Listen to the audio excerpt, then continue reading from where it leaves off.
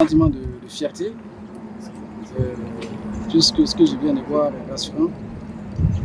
L'état végétatif de la forêt est sans commentaire. À partir des 350 hectares clôturés, nous avons vu la reconstruction naturelle de la forêt. Évidemment, dans le cadre de la campagne régionale de reboisement, la direction régionale des eaux de forêt a eu à réaliser plus d'1 million de plants pépinières sur 948 000 prévus. Et nous avons eu à planter beaucoup de centaines de milliers d'arbres dans la région. Et aujourd'hui, les taux de reprise sont des réussites dans les périmètres clôturés s'élèvent à 87%. Ma visite s'inscrit principalement dans le constat de l'état d'évolution des arbres plantés lors de la campagne régionale.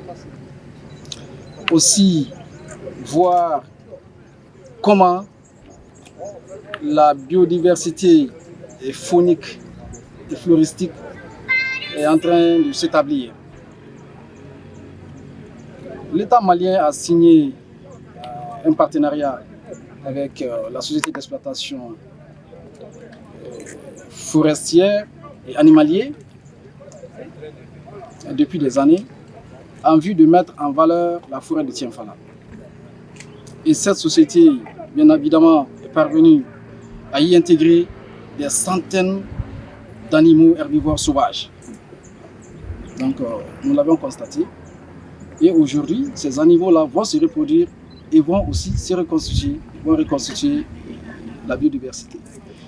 Pour non seulement faire la promotion de l'écotourisme, mais aussi le tourisme de vision. C'est le lieu de remercier les plus hautes autorités de la transition pour leur engagement dans divers domaines. Nous avons des difficultés aujourd'hui puisque la forêt de Tienfala est en train d'être agressée par des particuliers dont certains seraient dépositaires de titres fonciers. Aussi, nous avons les dépôts anarchiques d'ordures que vous avez constatés tout au long de la forêt, au bord de la route. Pourtant, nous avons une décharge finale située à quelques kilomètres d'ici. Donc ça, c'est inadmissible.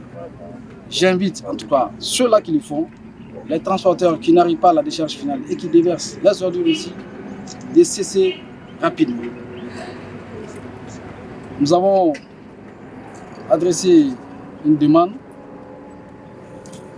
de la région au ministère de l'Environnement et de l'Assainissement afin qu'ils puissent nous venir en appui pour que plus jamais des ordures ne traînent le long de la forêt et au bord de la route.